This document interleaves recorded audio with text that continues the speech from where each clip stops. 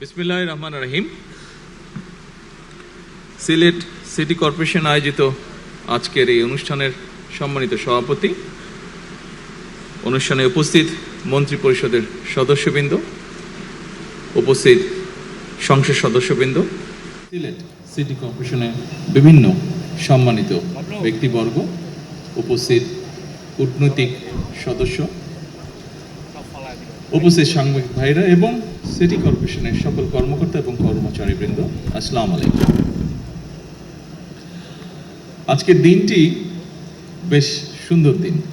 বৃষ্টি হচ্ছে, কারোর জন্য সুবিধা, কারোর জন্য অসুবিধা। হয়তো বৃষ্টি না থাকলে আমাদের আজকের এই অনুষ্ঠানটি হয়তো আরো অনেক সুন্দর হতো, আমরা আরো অনেক মানুষের উপস্থিতি এই অনুষ্ঠানে পেতাম। সকল উপস্থিতিবৃন্দ, আমার পূর্বে যে সকল বক্তব্য রেখে গিয়েছেন, ওনারা সিলেট সিটি কর্পোরেশনের অথবা সামগ্রিকভাবে সিলেট জেলার বিভিন্ন বিষয়ে ওনারা আলাপ করেছেন। আপনারা নিশ্চয়ই খেয়াল করেছেন, আমরা সরকার গঠন করার পূর্বে নির্বাচনী প্রচারণ অভিযানের সময় আমরা আমাদের ম্যানিফেস্টো এবং নির্বাচনী বক্তব্যে অনেকগুলো কথা বলেছিলাম। যেমন একটি কথা বলেছিলাম যে সমগ্র বাংলাদেশে যেই সমস্যাটি আছে, সিলেট সিটি কর্পোরেশন, সিলেট জেলা সহ সিলেট বিভাগেও এই সমস্যাটিতে আছে। প্রথমে যেই কথাটি শুরু করেছি যে বৃষ্টি হচ্ছে আজকে, এই বৃষ্টির কারণে আমি যখন এয়ারপোর্ট থেকে নেমে আসছি শহরের দিকে, বৃষ্টির কারণে দেখেছি বিভিন্ন জায়গায় একটু একটু করে পানি জমে গিয়েছে, এবং বৃষ্টি যদি আর একটু বেশি হয় হয়তো এরই ভিতরে অনেক জায়গা আছে যেখানে কিছু জলাবদ্ধতাও তৈরি হয়েছে। এরই ভিতরে আমরা দেখেছি পাহাড়ি ঢল, অতিবৃষ্টি সবকিছু মিলিয়ে সুনামগঞ্জ এলাকার বিরাট একটি অংশে কৃষকরা বিশেষ করে ক্ষতিগ্রস্ত হয়েছে, তাদের ফসল ক্ষতিগ্রস্ত হয়েছে। সুনামগঞ্জ ছাড়াও আরও যেগুলো হাওর অঞ্চল আছে বাংলাদেশের বিভিন্ন জায়গায়, কিশোরগঞ্জ আছে, নেত্রকোনা আছে, ময়মনসিংহের ওদিকে আছে, এরকম অনেকগুলো জেলায় এরই ভিতরে বিভিন্ন জায়গায় কৃষকরা বিশেষ করে ক্ষতিগ্রস্ত হয়েছে। শহরগুলো তো আছে, কিছুদিন আগে আপনারা দেখেছিলেন চট্টগ্রামের কিছু নিউজ এসেছিল, যদিও সেটার মধ্যে পরে আমরা দেখেছি পুরোপুরি সত্যতা ছিল না। যাই হোক, আমরা দেখেছি অতিবৃষ্টির কারণে জলবদ্ধতা। এই সকল বিষয়কে বিবেচনা করে এর আগে সবচেয়ে প্রথমে খুব সম্ভবত সচিব সাহেব উনি সিলেট সিটি কর্পোরেশনের নাগরিকদের পানির চাহিদা পূরণ করতে গিয়ে একটি কথা বলেছেন যে পরিমাণ চাহিদা প্রতিদিনের পানির, তার অধিকাংশটাই আন্ডারগ্রাউন্ড থেকে ওনারা তুলছেন এই পানিটা, অর্থাৎ আন্ডারগ্রাউন্ড ওয়াটার লেভেল যেটা আছে সেটা ধীরে ধীরে নিচে নেমে যাচ্ছে, অল্প অংশই ওনারা নদী থেকে আনতে পারছেন। এই সকল কিছু বিষয় মাথার মধ্যে রেখে বিবেচনা করে আমরা তখন বলেছিলাম যে খাল খনন একটি কর্মসূচি আমরা দিয়েছিলাম সারা দেশে। এই কর্মসূচির কথা বলেছিলাম এবং সরকার গঠনের সাথে সাথে আমরা এই কর্মসূচিটাকে শুরু করেছি। এই কর্মসূচির লক্ষ্য বা উদ্দেশ্য কিন্তু এই সমস্যাগুলোকে অ্যাড্রেস করার জন্য। আন্ডারগ্রাউন্ড ওয়াটার লেভেল যেটা আছে সেটা শুধু সিলেট সিটি কর্পোরেশনে নয়, এই সমস্যা ঢাকাতেও আছে, এই সমস্যা অন্য অনেক শহরগুলোতেই আমাদের আছে। আমাদের জন্য যেটি একটি বড় সমস্যা হচ্ছে, যেভাবে আমরা মাটির নিচে যে পানি আছে এটিকে যে টেনে তুলছি, এছাড়াও কৃষিকার্যের জন্য একই কাজ আমরা করছি, এটি ধীরে ধীরে একটি ভয়াবহ অবস্থার দিকে নিয়ে যাচ্ছে পুরো পরিস্থিতিকে। আমরা যদি এই পরিস্থিতিটাকে এখনই অ্যাড্রেস করতে চাই, তাহলে সবচেয়ে প্রথম যে উপায়টি হচ্ছে আমাদেরকে খাল খনন করতে হবে, এবং খাল খননের মাধ্যমে এই যে পানিগুলো, দেখুন বর্ষার সময় যে বৃষ্টির সময় এত পানি আসছে, এত পানি এসে জলাবদ্ধ তৈরি হচ্ছে, তারপরে আমরা কোনোভাবে পানিটাকে সরিয়ে দিচ্ছি, পানিটা কিন্তু নদী দিয়ে নেমে সমুদ্রে চলে যাচ্ছে, অর্থাৎ এই পানিটাকে আমরা ব্যবহারও করতে পারছি না। কাজে এই পানিটাকে যাতে আমরা ব্যবহার করতে পারি, জলাবদ্ধতাও যাতে না হয়, মানুষেরও কষ্ট না হয়, সেটি কৃষির সুবিধার জন্যই হোক, পানিটিকে মানুষের ব্যবহারের সুবিধার জন্যই হোক, আমরা খালগুলো খনন করতে চাচ্ছি দেশে, যাতে আমরা অতিরিক্ত যে পানি থাকবে সেই পানিটাকে যাতে আমরা ধরে রাখতে পারি এবং প্রয়োজনের সময় আমরা সেটিকে মানুষের প্রয়োজনে আমরা ব্যবহার করতে পারি।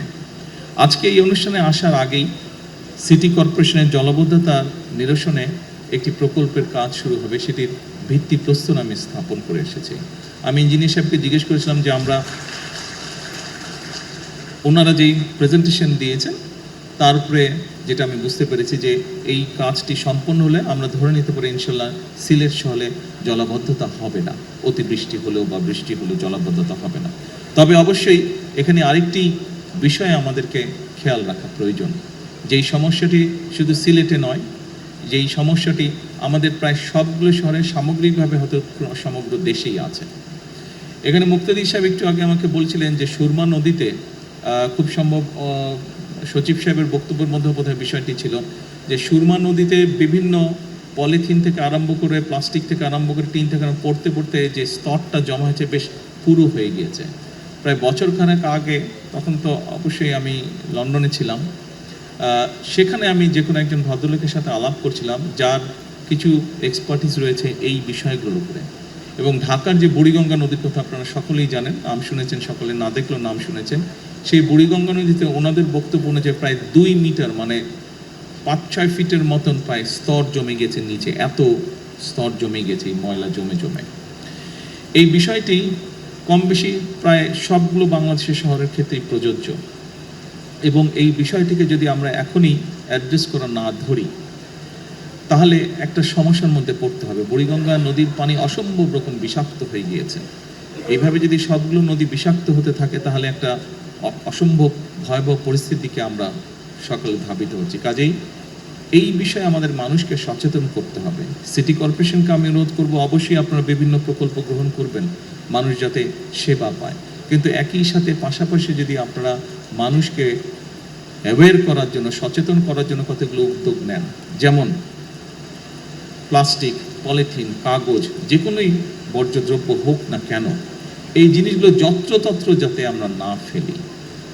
এইটি যদি আপনারা বিশেষ করে যতগুলো সিটি কর্পোরেশনের ভেতরে স্কুল আছে, ছোট ছোট বাচ্চা, বিশেষ করে প্রাইমারি স্কুল, হাই স্কুল, এই বাচ্চাদেরকে যদি এই জিনিসগুলো শেখানো ধরেন, কারণ হয় কি বড়রা শিখলেও কিছু শুনলেও সহজে শিখতে চায় না। একটা মানুষ 25, 30, 35, 40 বছর বয়সে তাকে যদি আপনি কিছু শেখাতে চান অনেক বেগ পেতে হয়, কিন্তু আপনি যদি একটা ছোট বাচ্চাকে যদি ভালো কিছু শেখান ওটা কিন্তু তার মাথায় ঢুকে যায়, এবং ছোট বাচ্চাকে যদি আপনি সেটা শিখিয়ে ফেলতে পারেন, সবচেয়ে বড় যেটা সুবিধা হয়, সে স্কুলে ভালো জিনিস যেটা শিখে আসবে সেটা সে যেমন ফলো করবে, সে তার বাবা মাকেও ওটা মানতে বাধ্য করবে। বাচ্চারা করে এটা। সেই জন্য আমি সিটি কর্পোরেশনকে অনুরোধ করব, এবং শুধু সিলেট সিটি কর্পোরেশন নয়, এই বিষয়টি আমি সকল সিটি কর্পোরেশনকে অনুরোধ করব, আপনারা যদি অন্তত আপনাদের এলাকায় সিটি কর্পোরেশনের ভিতরে যে সকল স্কুল আছে সেই স্কুলগুলোতে যদি আপনারা কোনো উদ্যোগ নিয়ে বাচ্চাদেরকে এই বিষয়গুলোতে সচেতন করতে পারেন, তাহলে আমরা ধীরে ধীরে এই কাজটি শুরু করতে পারবো, যে পরিবেশকে আমরা আস্তে আস্তে আস্তে ঠিক করে আনতে পারবো। কারণ আজকের শিশুরাই আগামী দিনের ভবিষ্যৎ। তারা দেশ এবং জাতির জন্য ভালো কোনো কিছু আজকে যেটা শিখবে, ডেফিনেটলি তারা যখন বড় হবে, তারা ইনশাল্লাহ যখন একটি অবস্থানে যাবে কেউ না কেউ, তারা সেটি দেশের জন্য, সমাজের জন্য, মানুষের জন্য সেটি তারা অ্যাপ্লাই করবে। সম্মানিত উপস্থিতিবৃন্দ, এটা গেল পরিবেশের কথা। আসুন স্বাভাবিকভাবেই এখানে আপনারা যারা বসবাস করেন, বিভিন্ন সময় আপনাদেরকে দেশের বিভিন্ন জায়গায় কাজের জন্য যেতে হয়। নির্বাচনের সময় যখন আমি এসেছিলাম, আমি প্লেনে এসেছিলাম, কিন্তু যাবার সময় আমি বাই রোড গিয়েছিলাম নির্বাচনী জনসভা করতে করতে, এবং সেদিন আমি বলেছিলাম যে সিলেট থেকে লন্ডন যেতে খুব সম্ভব 9-9.5 ঘন্টা সময় লাগে, কিন্তু বাই রোড যাবার অবস্থা, রাস্তার অবস্থা এতই খারাপ, ঢাকা সিলেট অবস্থা, যে মনে হয় প্রায় 10 ঘন্টা সময় লেগে যায়। এবং সেদিন বলেছিলাম যে আমরা সরকার গঠন করতে সক্ষম হলে ইনশাল্লাহ আমরা এই কাজটিতে হাত দেব যাতে এটা দ্রুত হয়। সরকার গঠন করার পরে এই দায়িত্বে যে মন্ত্রণালয় আছে, আমি তাদের সাথে কথা বলেছি। আমি তখন জানতে পারলাম যে খুব সম্ভবত কাজটি যখন শুরু হয়, বিভিন্ন জায়গায় তাদের যে কোম্পানিগুলো কাজ করবে তাদের যে সাইট অফিস থাকে, সেখানে জমি অ্যাকোয়ার করতে হয় সাইট অফিস, এবং বিভিন্ন কারণে 11টি জায়গায় যেখানে সমস্যা রয়ে গিয়েছে, প্রশাসনিক সমস্যা রয়ে গেছে, সেই এছাড়াও কিছু সমস্যা আছে যে কারণে কাজটি বন্ধ হয়ে পড়েছিল। সংশ্লিষ্ট মন্ত্রণালয় উদ্যোগ নিয়েছে। আমি আশা করছি ইনশাল্লাহ দ্রুততম সময়ে আমরা এই কাজটি শুরু করতে পারবো, রাস্তার কাজ আমরা শুরু করতে পারবো। সময় লাগবে, তবে কাজটি শুরু করলে ইনশাল্লাহ শেষ তো এক সময় হবে, এবং আগামী কয়েক বছরের মধ্যে আমরা এটা ইনশাল্লাহ শেষ করতে পারবো। এবং তার ফলে যেটা হবে, মানুষের যাতায়াতে, ঢাকা টু সিলেট, সিলেট টু ঢাকা যাতায়াত, বাই রোড যাতায়াতের এত কষ্ট মানুষকে ইনশাল্লাহ ভোগ করতে হবে না। সম্মানিত উপস্থিতিবৃন্দ,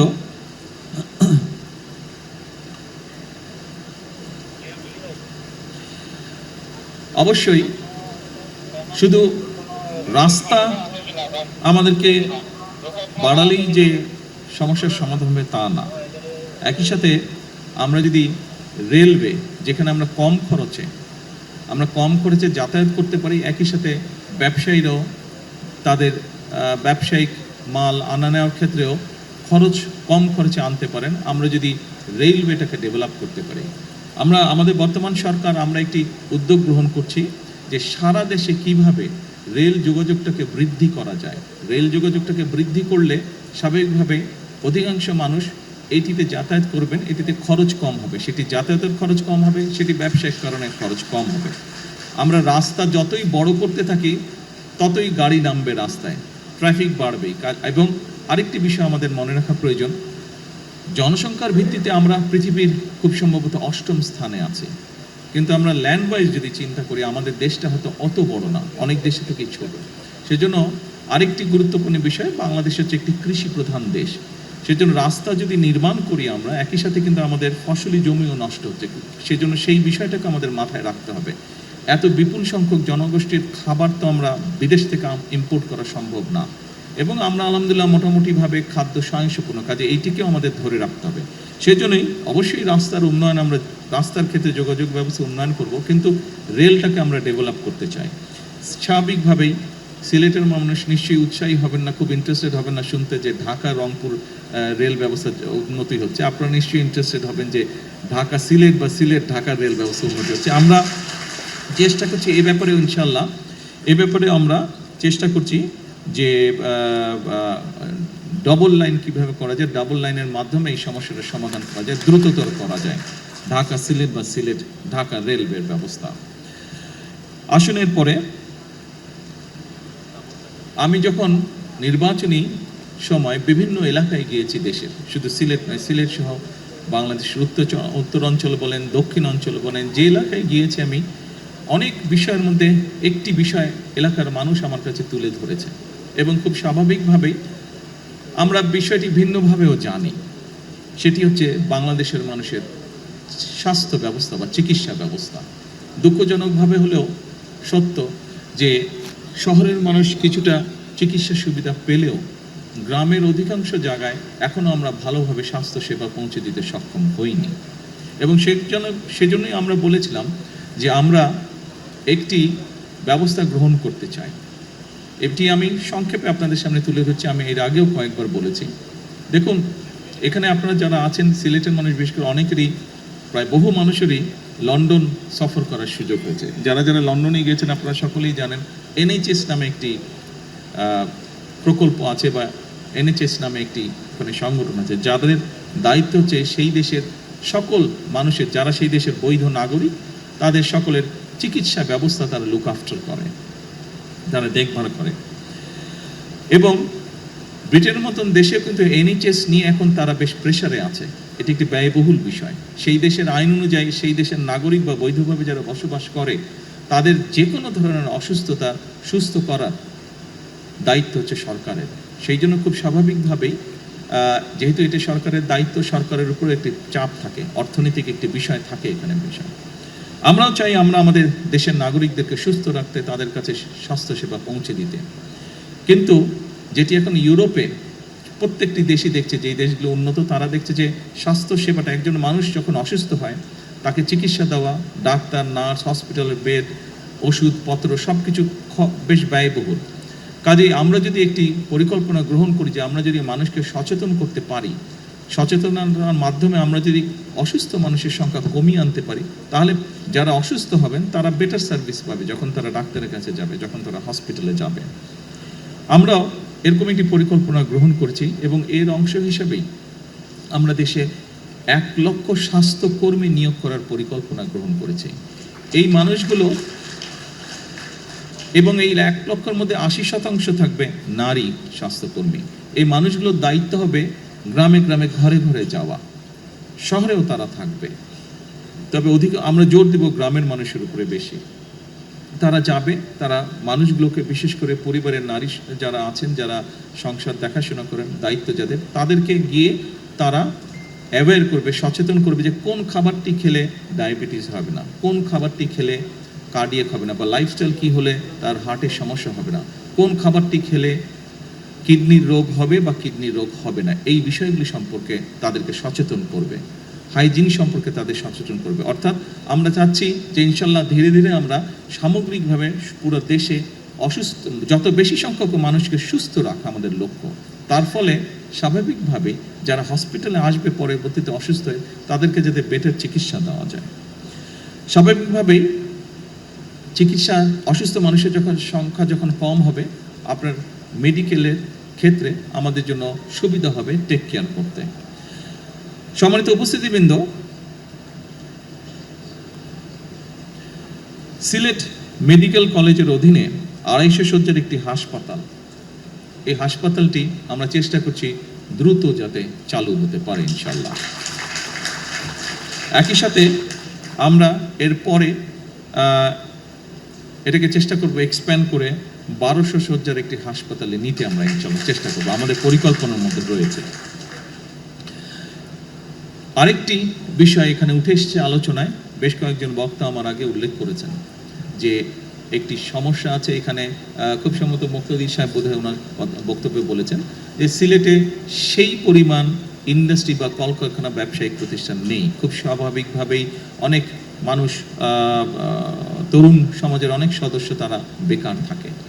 আমি এই কথাটি আপনাদেরকে আগেও বলেছিলাম, যাদের আমার বক্তব্য শোনার সুযোগ হয়েছিল নির্বাচনের পূর্বে, যে আমাদের অনেকগুলো পরিকল্পনা আছে। এর ভিতরে মুক্তাদি সাহেব এখানে আছে, উনি একটি কথা বললে পারতেন।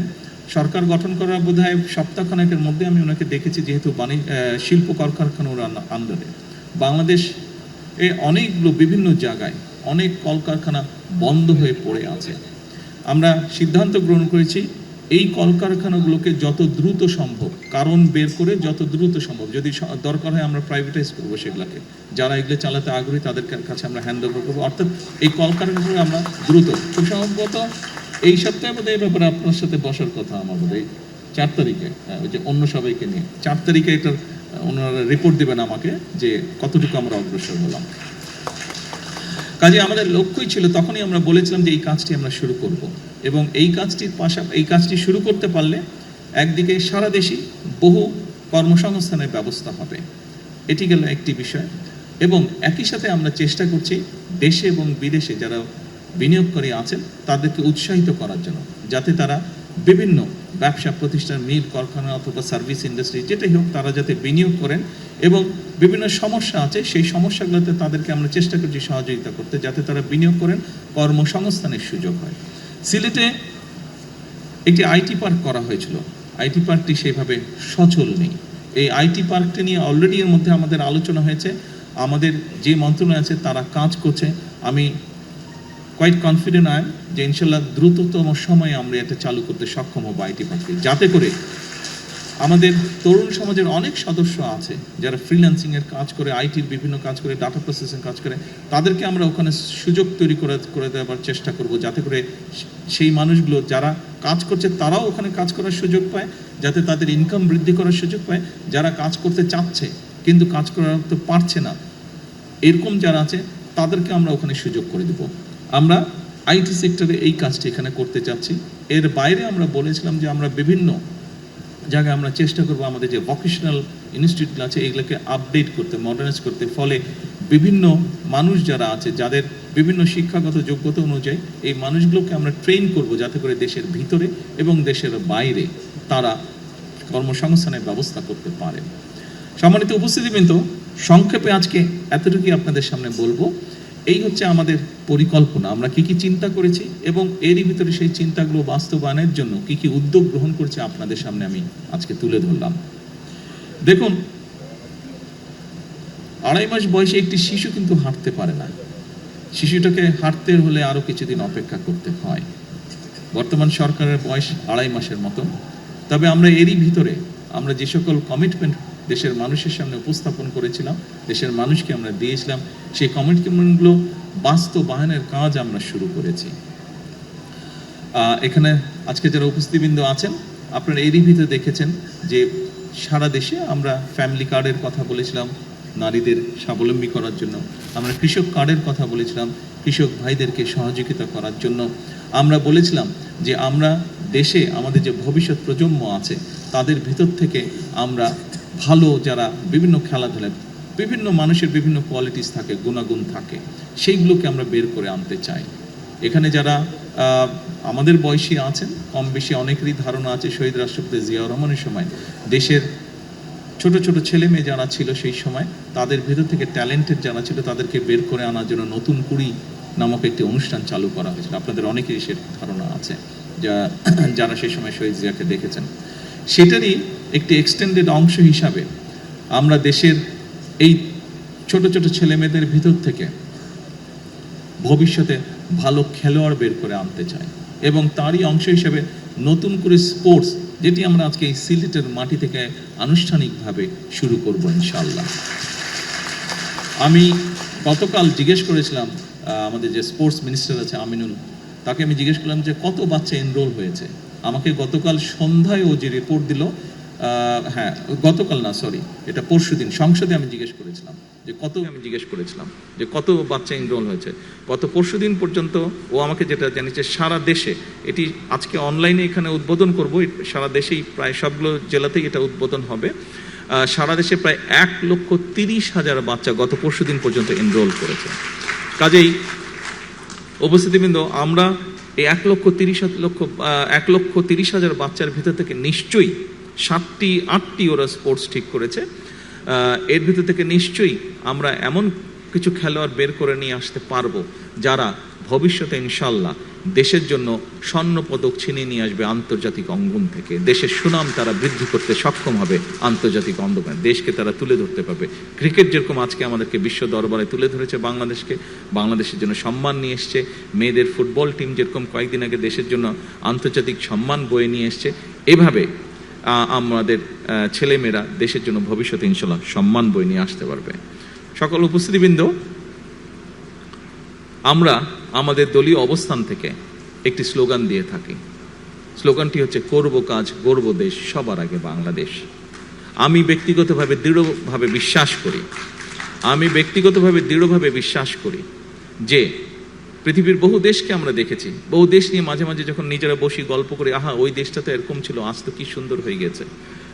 আমি দৃঢ়ভাবে বিশ্বাস করি পরিশ্রম যদি আমরা করি তাহলে আমাদের দেশটিকে আমরা তাদের মতন করে গড়ে তুলতে পারবো। এবং এই আত্মবিশ্বাস নিয়ে এই সরকার যাত্রা শুরু করেছে, তার কার্য পরিচালনা শুরু করেছে। এবং এই আত্মবিশ্বাস আমি মনে করি আজ আমরা যাত্রা শুরু করেছি, এই কাজগুলোকে দেশ এবং দেশের মানুষের জন্য যে কাজগুলো আমরা শুরু করেছি, আমাদের ভবিষ্যৎ প্রজন্ম সেই কাজগুলোকে ইনশাল্লাহ এগিয়ে নিয়ে যেতে পারবে এবং আমরা আমাদের একটি প্রত্যাশিত বাংলাদেশ গঠন করতে সক্ষম হব ইনশাল্লাহ একদিন। সম্মানিত সকল উপস্থিতিবৃন্দ, কষ্ট করে আজকের এই প্রতিকূল আবহাওয়ার মধ্যে এইখানে উপস্থিত হওয়ার জন্য, আমার কথা শোনার জন্য আপনাদেরকে আন্তরিকভাবে ধন্যবাদ জানাচ্ছি। আসসালামু আলাইকুম।